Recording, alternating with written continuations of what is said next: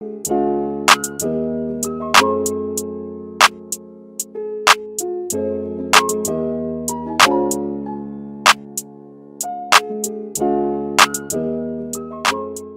what's up, everybody, and welcome to Vibes, Community, and Conversation. I'm your host, Mike, a.k.a. The Cool Guy, and I'm here with my co-host. The Jazzy One. The Jazzy One is what they call her. Today, we're going to talk about family dynamics and the importance of family.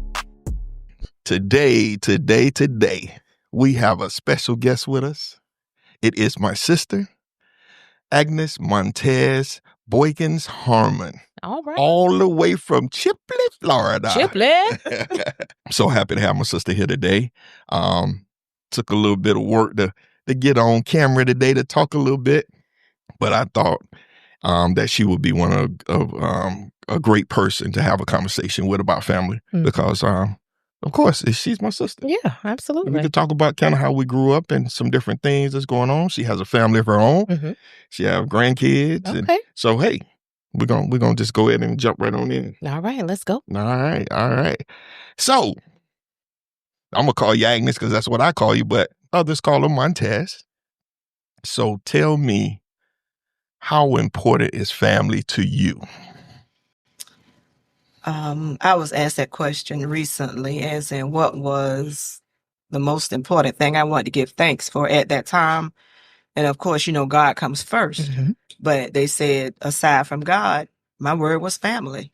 I enjoy my family. I enjoy the memories with my family. And I enjoy hanging out with my family because we begin to tell stories that I have forgotten. And I think about the stuff we did and how close we were, and we laugh at each other, we pick at each other, and we still do it right now. We pick at each other. And Michael took my place because I was the knee baby until we got the baby boy to come along. Mm-hmm. So I became the middle child, the special place, the middle child. The special child. Yeah, special child too. But I love my family. And when I think about my family, I feel the love, I feel the support, and I am grateful to have a family that gets along. Mm-hmm. And we don't all agree all the time, but we don't attack each other. Mm-hmm. We kind of put it to the side and let's deal with what's real. And we show our love and we enjoy each other's company. So when I think about family, it's all those things. I'm grateful. And it's comical and it's funny because some crazy things used to happen. But we love each other and we show it. Mm-hmm. And like I said, we don't attack each other.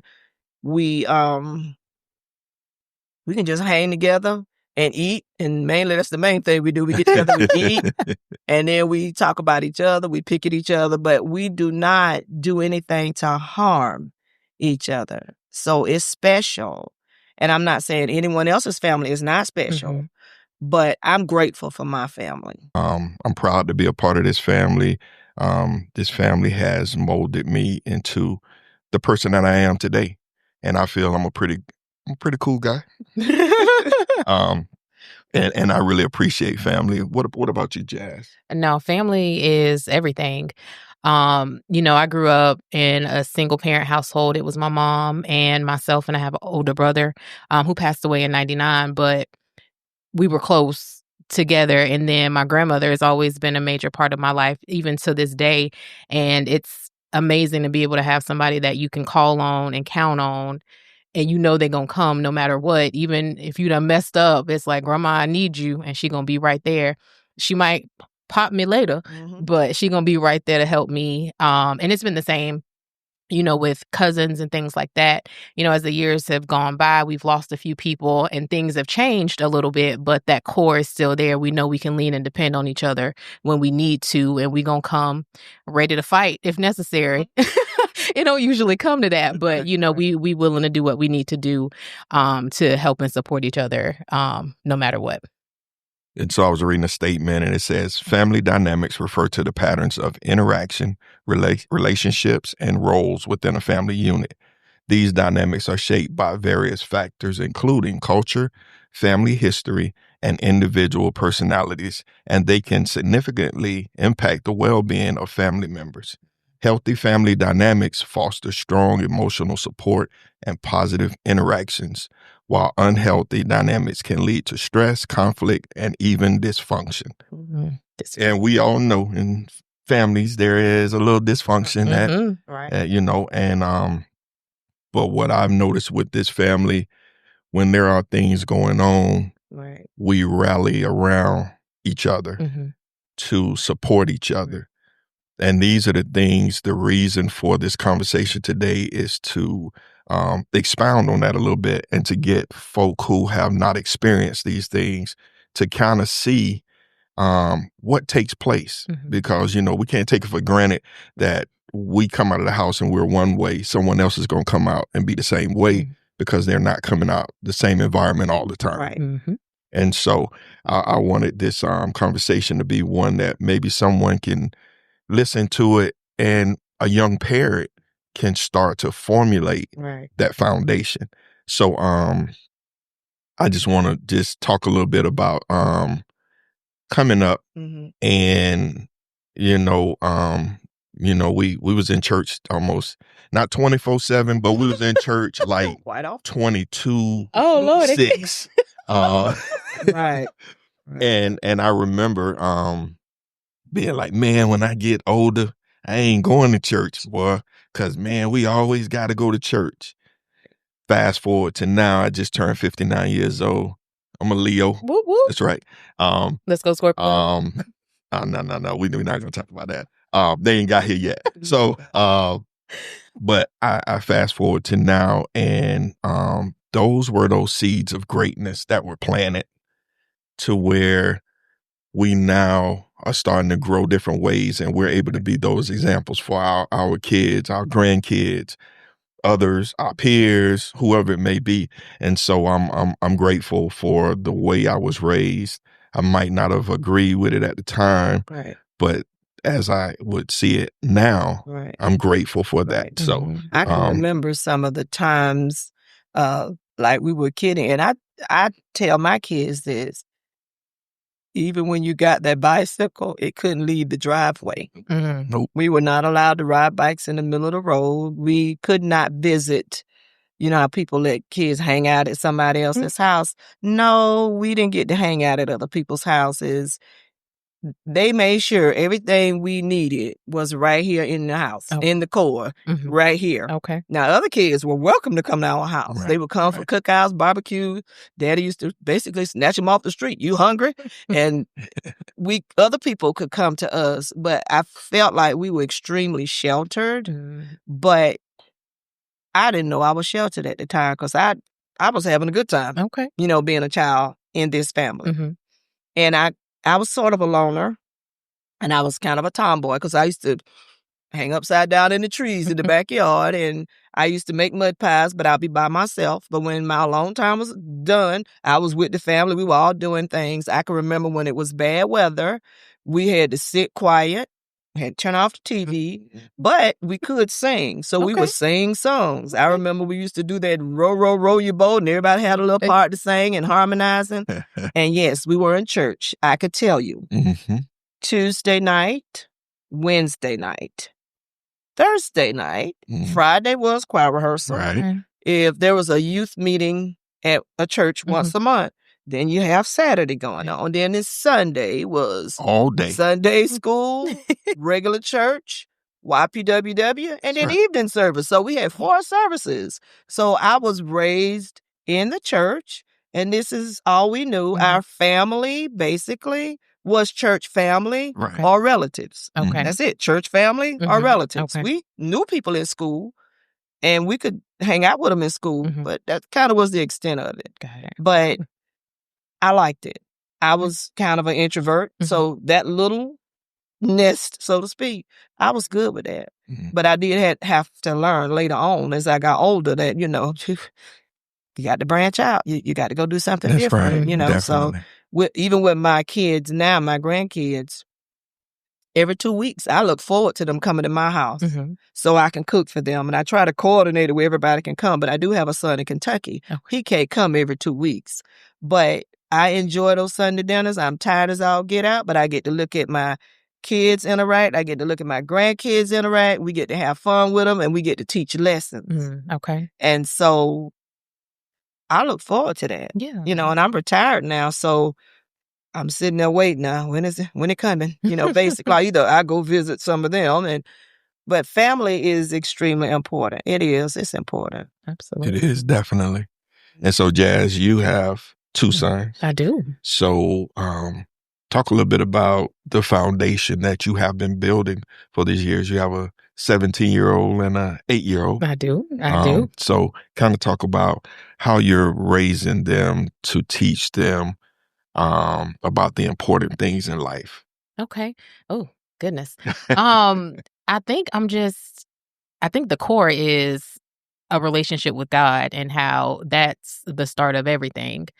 You know, as a single mother, it's not easy because these are young men and I'm trying to teach them how to be young men, and I can't necessarily do that as a woman. Right.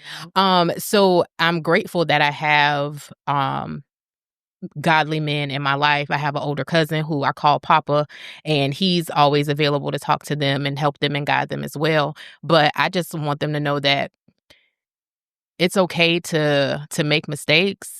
Even though I might get upset, it's like, it's okay, but what can we learn from this? How can we move on from this? But it wasn't always that way. And like, they're 9 years apart, and I know that the way that I raised my oldest son is not necessarily how I'm raising my youngest son. And sometimes there's like a little bit of guilt in there because I don't feel that, you know, I was 25, so I wasn't like young when I had Jeremiah, but it's like I didn't necessarily know what it was to be a mom. And me and my mom didn't always have the best relationship. We clash, and it's like, okay, I don't want that with my family. So how can we make sure we are able to communicate with each other in a way that he knows I love him, but sometimes it's a tough conversation that has to be had. And so I think that's it. Just one, getting rid of the guilt that I feel for just a bunch of different things. And then 2, knowing that I'm going to make mistakes. I don't know the answer, but leaning on God to help me have a relationship with them and helping them understand that having a relationship with God is important as well. You know, I have my second, I have 4 kids, 2 boys and 2 girls. Okay. My second child is a female. She has 3 sons. Okay. So she definitely can relate. And I also relate to the part where you say you feel guilt. Because at the beginning, you're just learning. And even if you have child number 2, that's a different personality. So really, you're learning all over again. And I think sometimes the way we're raised, and this is just my personal thing, we can be tough on our kids, and it's not because we dislike them. I think we were in survival mode and wanted to make sure nobody else hurt them. So we keep them in certain parameters. And I think that's how we were kind of raised. We didn't want nobody else. Right. My mom and daddy didn't want nobody else to beat on us, hurt us, or nothing. So they kept those parameters to protect us. So really, you're in survival mode. You're trying to make sure you do as much as you can, and sometimes it might be a little tough, but that's what we know. And then as life goes on, you might feel some guilt. Well, I wish I had done this when I was raising my kids. Doesn't mean that you don't love them, but you give from the well that you have. You pour from what you have. And as long as it's good intentions, that's a good thing. Because I could feel that too. I'm like, I was a little too tough for my kids. But I went from what I knew, because I was the same way. I want to protect my kids. I don't want nobody else to hurt my children. Right. And I used to tell my kids, because, I might have to go to jail if somebody, do something to y'all. But I didn't want that to happen. But I think that's why I was protective, and I disciplined. We disciplined the way we did, because we didn't want them to go out for somebody else to do something to them. So that guilt part, I understand it fully. And I think a lot of parents go through it, especially when I see the younger generation sometimes and how they're raising their kids. And it's a much softer raising. Now, it don't work for some of them. That's the truth. You want to spank some other people's children. Yes. But it's some things I see yeah, they need to get a handle on it. But Mhm. if some things I see, I say, I wish I had done that. Mhm. Or I wish I had known about Mhm. that it could be done that way. Yes. So I still think when you learn from your mistakes, Mhm. and you might be, well, as kids get older, you get a little more gentler or find other ways to talk to them and, and whatever. But you can fuss, but you're just trying to save them from Yes. heartache, which, Absolutely. Right. as the kids say, because this was never my terminology, because life be lifing. Yeah. I've learned that as a 66-year-old. Like, Okay. okay, I understand now. Mhm. Life be lifing. Yeah. I can't protect you from that. That's a decision you made. Yeah. But I'm gonna be here with you. We're gonna toil along together. Yeah. But some lessons need to be learned, and we just have to pray for them Yeah. and help God and let them learn that lesson and Right. still grant protection. Yeah, I think that's the hard part, letting them make their own decisions. Like Jeremiah is 17, and it's hard to let go. It's like, well, I think you should do this, but he was like, but I want to be able to do this, and letting him, like you said, they have to be able to learn from it because they need to experience these things, and sometimes they may make a decision that leads to a consequence, but that'll help them as long as they're later protected on. Absolutely, and they're safe. Yes, and they could proceed mm-hmm. fully, wholly. Yeah. Then they have to. Life be life. Life be life. And that's the thing, because I made some mistakes in my life. Believe it or not, I actually made some mistakes. I would have never thought that. But I was just hard headed. I mean, I was taught the right ways, but I just wanted to test the waters. Yeah. And, testing the water sometimes it can almost have you like you at that mode of you drowning. Mm-hmm. And then somebody all of a sudden just saves you. And that wasn't nobody but God's grace and mercy, right? The prayers of the righteous, the prayers of the saints, right. overlooking all of us, because everybody's done things outside of what they've been taught to do, because sometimes you do want to test the waters. And some people are more fearful than others. Right. Not saying they perfect, but they crossed that line a little too much because they were scared of what was going to happen. And then the time they crossed it, mom and dad was going to catch them. It was going to catch But so, yeah.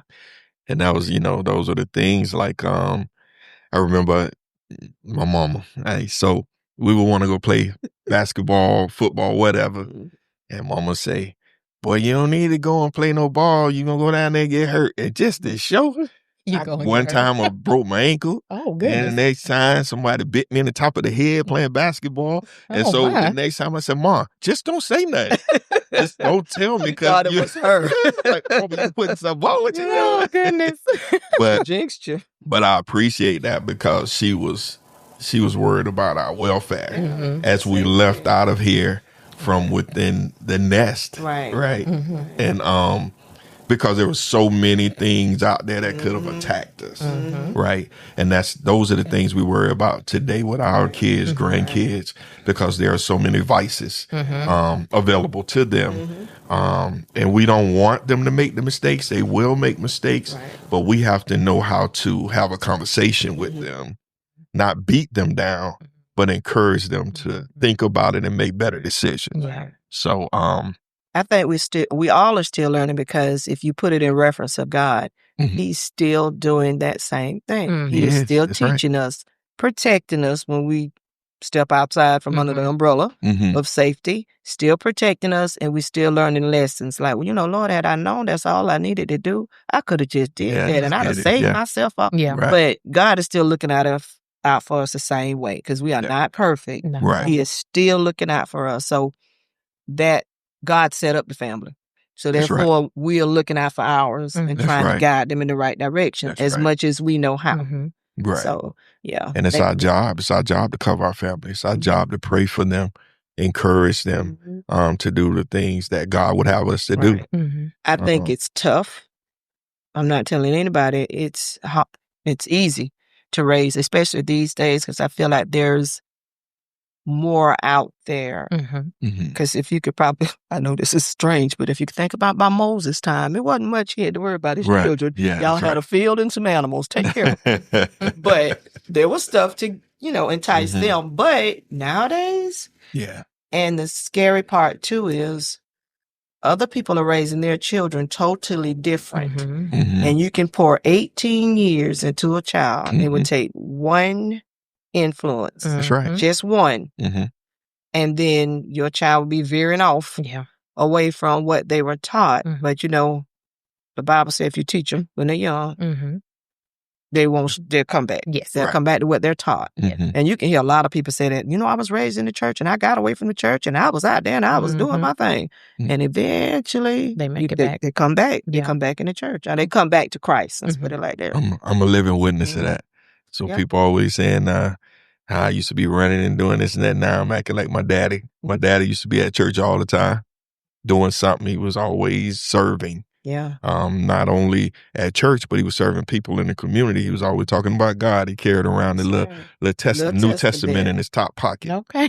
And I don't care. When I say a worn out It testament, was worn out. I have it. She had I have it. his Okay. testament when he first got saved, Mhm. and he went to witness to everybody because that's what you were supposed to That's do when right. you came into the knowledge of Christ. You were supposed to witness to others. That is the raggediest little Bible. It was one of the red level letter Bibles, but it was red with the leather cover. Mhm. All the little ends are frayed. I said, but this is a testimony right here. Yeah. That's right. You wanted everybody else to have Right. salvation just like you. And he So did it was worn out. He did. Definitely. I mean, everywhere we went.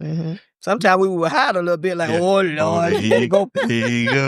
Cousins and everybody used to come to the door. Come and sit down for a minute. Let me tell you about Jesus. And we'd be like, oh, daddy again. That's right. That's right. He built it. He built it. Yeah. I tell you, everywhere we went, we're supposed to be going somewhere for about 10 or 15 minutes. Turned into 4 or 5 hours. Oh, yes. My mom be here like, that Otis, he out there running his mouth talking to somebody. And then we come home. Yeah, we was ready to come home, but daddy was out there preaching to people. But that's a great thing, right? We didn't, at that time, we didn't realize the impact. Yeah. Right? Because relatives have come back and talked about him when he passed. And talked about if it hadn't been for Uncle Otis, I would have never knew about Jesus or came to the Lord or whatever. And when they got older, they remembered what he said. I said, that's a testament in itself. Yeah, that's right. In itself. Wow. That's right. That's right. So, and my mama, of course. Yeah. Praying woman. Like my daughter said on the phone, we had Bible study last night with the young people. And we asked some of the kids what were some hard seasons in their life. Okay. And they mostly spoke about school. Okay. And it's hard to get through this subject, hard to get through that subject. So Ashley, she started talking about when she went to college. She said, I didn't like to ask for help from nobody. I didn't want nobody to help me. I wanted to do it on my own. She said, but God had to humble me. And she said, I left from my junior college and went to my high school, found my high school teachers and told them I don't understand. I need some help because I got to pass these college courses. Wow. And then Mama was visiting me up in the Panhandle, and Ashley said, I'll never forget it. She said, I was getting ready to leave, and Grandma grabbed my hand, and she started praying for me and asked God to help me pass these classes or whatever. And she said, I went there. She said, I was striving for an A, but I got a B. She said, but she remembers that Mama prayed for her. Right. And she said, and I know I have to pray for myself, and I just have to reach out and receive help when I need it. Right. And, depend on God to help me and other people that God has put in place. Right. So, yeah, we just had that dynamics. Mama prayed. Daddy prayed too. But it was all about Jesus. Yeah, absolutely. Yeah, I was me and Agnes we were in the room a little while ago with my mom. And said, Mom, you should come on get on the podcast. Nope. Oh, that would have been great. Nope. No. She said no. She said she has her way of We already do. of giving a message about things. And so I respect it. Even though I wanted to come on the podcast, I respect what she wants to do. Nope. Yeah, she said nope. I'm going my way. And I had already told her, I said, now when I asked Mom, she going to say no. I said, hey, Mom, Agnes going to be on the podcast. Won't you come be on the podcast? Nope. It just is quick. Like, she ain't see to think about it. She said, nope. But and when look at me now, she doing whatever she doing. Nope. She sure did. She did not look at you at all. She started reaching over there, doing everything else. But, my kids will try to get me to do certain. When she did that and she kept saying it, I said, I could see myself. Because some of the things my kids asked me to do, and I'm looking at y'all, forgot how old I am. Right, come on now. And they'll say, well, Mama, you need to do so-and-so. Well, come on, do this. Well, let's do this. And sometimes we do. But a lot of times I'm saying, y'all go ahead. Y'all young. Y'all got it. But I need to start saying yes. there are limitations to that. Yes, Yeah. now, you know, I need to start, because they want to spend time with me, not just us at the house. Right. So we're supposed to be planning a girls' day out or something where we got to dress up because they want to dress up. And they all know that's something I like to do. But anyway, we're going to dress up. We're going to go to a movie and we're going to go to dinner. And the men are going to keep all the other grandbabies. And we are going to plan this day because time is something you can't get back. That's right. That's and right. we've had, like you said, lost loved ones. And I can look at all the instances where we should have been together. We should have been together because we had time. And we need to take out time for each other. Because when Michael sent me my invitation for his birthday party, I was like, oh, I'm getting an invitation this time. I said, this must be my kind of people. But he's going to invite me because I'm in the slow groove. So I said, oh, it's my kind of people. These must be elderly people. And they must be playing gospel music. Okay, I'm in. So I told myself, I had things planned. We had a baptism plan, a bunch of stuff. And I said, you know what? I'm not going to miss this opportunity. I said, because if something happens, I'll regret it for the rest of my life. I said, I'm tired of people passing and we don't get to do what we need to do. Yeah. So I moved all of the church functions to the next Sunday, told them why. And we came because tomorrow's not promised to you. And we came. I said, I'm coming to share my brother's birthday. And this is what I'm going to do. I said, Lord willing, help us to get there safely and everything to go well. But I think about stuff like that now with people, generations passing, so to speak, because my mom is the last of her immediate family. Okay. I remember when my uncle was alive, he was the last of his immediate family. Okay. Then I think about the recent death of Miss Welch. Well, Ricky that's left. Right. He was the last of that immediate family. And I thought about it and I said, Lord, no, I'm going. I'm going. I said, they can carry on without me. Yeah. Right. So it's important to, and if you have issues with your family, it's important, even if you have to send an email first or write a letter first, send a text message first, and have to be the first one to say, hey, we are growing apart. I love you. Can we please get together? Make an effort because when the person leaves this earth, you'll think about what could have been. Right. And so it's the same way with accepting Christ. The opportunity is there. Now we could do all we can. If somebody just refuses, you still pray for them and you still can try to make that connection. But it's time to mend ways so that you can have those relationships. You never know who you could help. Or you don't know somebody who be able to help you. But it's about community. That's right. It's about community. We have people that come to our family reunion that were not blood relatives, but they were taken in by some of our relatives, and they still consider us family, which is all good. Which is all good. And that's the community part of it. Right. So. Definitely. And I was going to say with family, it may not be your blood, but, surround yourself with those folk who have like interests. And that will be there to support you when you're going through different things, so you don't have to be blood, but you have to start somewhere. Yeah. And like you were saying, if you have an issue with someone, go to them however you need to. Apologize if it was your fault and just say apologize anyway, because you may not know, because sometimes we do things unconsciously and we don't realize the damage we may have caused. And that might be why that person don't speak to you, don't want to see you, whatever it is. So you go to them and say, hey, if I've done anything to you, apologize. And the main thing, like you said, you got to present it or go to them in the right way. The right way. Because you need to do it the right way, because some of these issues that families have are extremely tender. It's amazing what you can remember. You was 5 years old and now you're 55. That person might have had such a negative or positive impact on you. Time somebody else up here makes a negative statement, you go back to when you were 5 years old, when you heard somebody else make that statement. So you have to approach it, in the right way, to let them know you're genuine about wanting to mend this situation. And if somebody, you apologize for not doing what, did you thought I should be doing, because maybe I didn't understand it. I didn't Right. know that. I gave you what I had. Mm-hmm. But if you still holding it against that parent or against that brother or sister, you're the one holding it. Mm-hmm. So go tell them how you made them feel or they made you feel, and throw that stuff away. Mm-hmm. Because to me, that's something Satan want to use to keep you where That's you right. are, That's right. you know, and keep you bound. So Mm-hmm.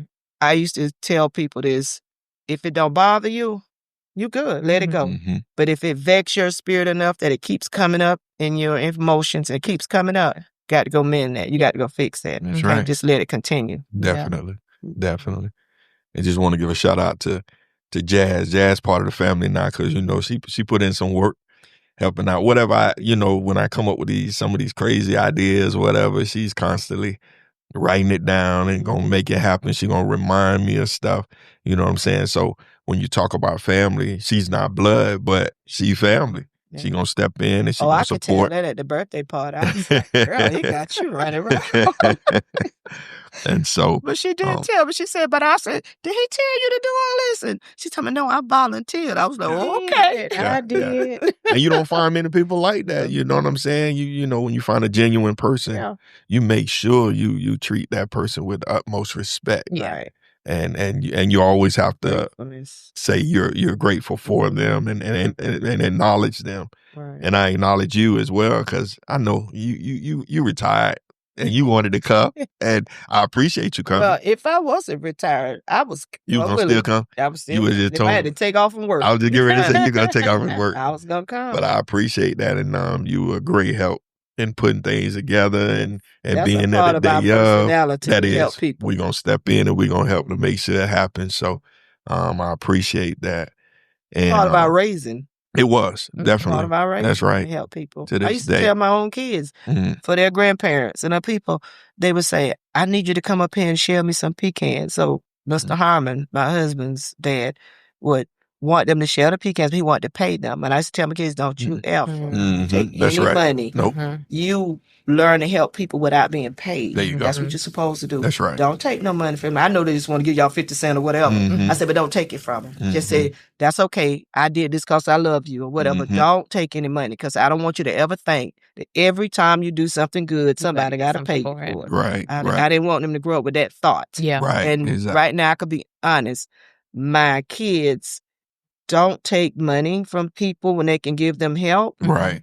And it seems to me they're always drawn to an elderly person that they're helping. Okay. Right. You know, which I love that part about my children. Definitely. I really do. Definitely. Mm-hmm. So Jazz, like with Jeremiah, I noticed his mannerisms, right? Like the other day, I drove up and Mom was in the car with me. He was in the middle of doing something, getting something out of your car or whatever. And he immediately came over to the car to open the door to help Mom out of the car. Oh. So where did he pick up these mannerisms? I know you teach him, right? But is that something like, did he just grow? Look, I thought Jeremiah was going to be a little preacher. Well, he was a little boy, and he'd get up and do the prayer and the scriptures, and then he would even do the message. And I was like, well, he's only 17. Yeah. So. Yeah.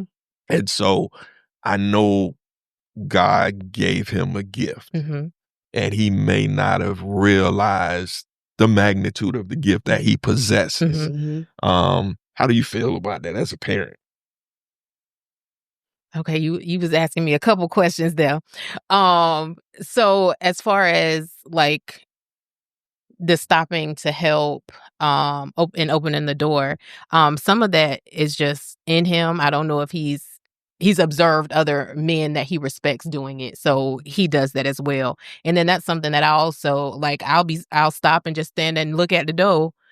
And he'll be standing up like, you need to open the door, right? So teaching him that as well, and I'm trying to do the same things with James, but some of that just comes from observing. Like I said, we have my older cousin who he was around a lot when he was younger, and just watching and doing, like knowing what he should be doing and what to leave. Maybe he sees somebody else doing that's not right. Like, so I think God allowed him to have that type of discernment to know, okay, this is how I need to act. This is what I need to follow and let those things go.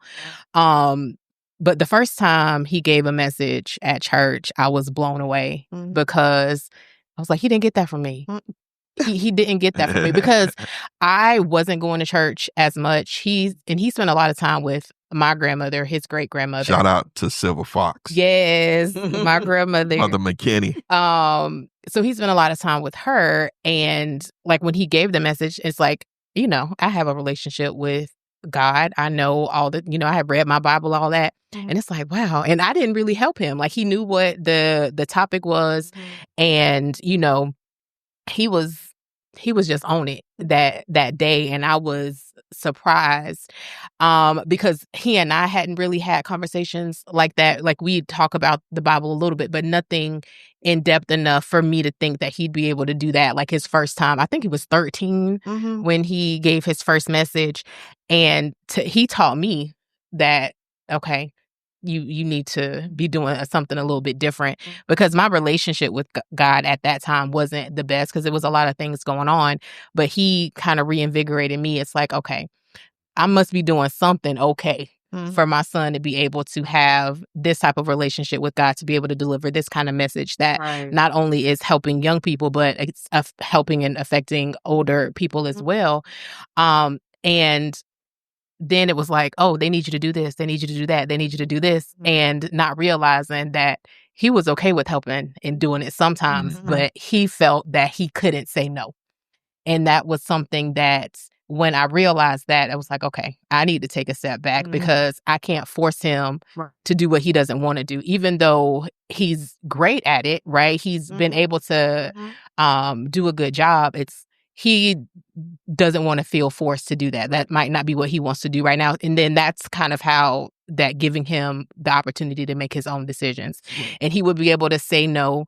But it's kind of like me. Like, I want to be able to help everybody and I don't want to say no, but giving him, he'll be like, do I have to? And it's like, no, if you don't feel it's something that you want to do right now, that's fine. But what are you willing to do? And he might not be willing to give the message. He'll do a prayer or he'll do a scripture. But not, and I think that's kind of like, we might want our kids to do what we want them to do because we think we know what's best. Right. And that's not always the case. Like, if that's something that he wants to do in the future, then the Lord will lead him that way. But I can't force him into, because that could have him wanting to move away. Right. Like, I had to do all, you know, like you said, you was in church, 22-6? Yeah. And like, we don't go to church like that now, but I don't want him to associate church with feelings of, like I didn't have a choice or, you know, something like that. I want him to be able to choose how he interacts. Like, I know he has a good relationship with God, but how he interacts otherwise with all the things that go in the church. Sometimes people can find that you know how to do something and they'll wear it out. Yes. That's right. Yes. So, yeah, you can't wear it out. Yeah. You want people to be willing workers. Absolutely. Right. And you can lay things out and say, well, I would like to have some volunteers for these particular things that are going on. And if they don't volunteer, then, you know, and you know that if they wanted to, they would. Yes. Then you just leave them alone. Yeah. If they don't volunteer, because you don't want to wear it out. Yeah. You don't. Definitely. You want them to love what they're doing Absolutely. and make choices to do it. Absolutely. So now he just helps in a different way. He assists Mike up in the, what you call your area? The nest? The nest. Audiovisual. With the audiovisual area. things. So he's helping in another way, not just, you know, in the front of the church, which he's not comfortable with doing all the time. Okay. Yeah. He's a willing worker. He is. Good. He'll step in and help wherever he's needed. So I noticed that at the birthday party. Right. He was a willing worker. I admire young men like that. I admire my nephew, Aiden. Yes. Aiden will step in and do whatever, all the way from the beginning Can I help? to the end. Can I help? And we need more people to be those type of people. But they have to come into themselves. You know, maybe that's not for them right now. But as they watch others, maybe they'll stop and think, hey, you know what? He's going back with me to Chipley. He's going back to Chipley? He's going back with me tomorrow to Chipley. He can stay until Adrian comes and gets him. Okay. He wants to cook, so I'm going to let him get in the he kitchen is to cook. going to have a ball. He going to want to go out there and probably go out there and shoot some deer or something, and come in and clean it up and cook it. No deal. But I'm going to make sure that whatever James them doing something, he's include a part of it. Yeah. we're not doing hog killing and stuff like that, and all the stuff in the field is practically gone. But he just is so anxious to come. So that's awesome. he's coming. Yeah, that's awesome. Yeah. But I know That's he'll cool. be a big help, and prayerfully he'll learn some things. He won't be bored with these 2 old footy days. No, he gonna find something to do. He gonna call Auntie Agnes. You got some what you call it in the freezer, whatever it might be. I'm gonna take him to the store because if you got prepare that, my meals, because he likes to cook. If you got this seasoning right here, I'm gonna show you, and he just gonna go through his whole thing. I'm gonna stay right there. I sure am. That's cool. That's cool. But this is a great conversation, and the conversation is to hopefully encourage others who may be going through some difficult times, just because we're talking about a lot of the good side of it. There's also those downsides of different things that, we go through in life, but we just have to trust God. Right. Absolutely. And ask him for what we want and believe and have faith. And I've had some ups and downs with my children. Yeah. And things that I didn't sanction, but all I could do is pray. Yeah. Try to have conversations, but they follow their own path. Right. And their path eventually led right back to God. Yeah. That's right. They come to the realization that mama wasn't lying. That's right. She said this, and there it is. And why did I do all of this? And da-da-da. I was like, that was your path. Yeah. No, I didn't like it. No, we butted heads about it. But the point is, your final destination is what's important. That's right. Your final destination is what's important. And of course, that's to please God. Yes. Right. And, he'll do the rest. Absolutely. One thing my dad said, and I was telling Jazz about it, people be laughing at me, right? Because I'll be just anywhere. Stuff come to me, and I'll put it in my notes on my phone. I said, I'm going to do a message on this one day. I got a whole lot in here. But it's one particular one that came to me that Daddy used to always ask me when I was a teenager. Because, I thought I was all of that. I thought I'm all this. I'm on this and that. And he said, son, all that's fine. He said, but what about your soul? So my message is, what about your soul? What about your One day it's coming out. Now, I know y'all watching this. Don't come bother me by doing no message. When you gonna give that? When you gonna do the message? Because the message may not be for the masses. It could be for a single individual. So let it marinate and let God do what he do. When he want to do when it. he want to do it. And don't be trying to call no shots with it. And Thank you so much. Your mind is, what must I do to be saved? So that go along with yours. Right. So we'll do a We'll do You heard it here first. That might be a podcast segment, and you may not be here. I do. We'll do it virtually and put it out there. Right. Well, we appreciate you being on. Yes, thank you you're gonna travel all the way back to Chipley, Florida. The closest thing is Panama City, I believe, the biggest landmark that people wouldn't know of. Panama City. So, but yeah, we do. We appreciate you being here today. Thank you so much. And we're hoping that I enjoyed it. others who listen to this podcast will get quite a bit out of it. Yes. All right. Thank you. That was cool.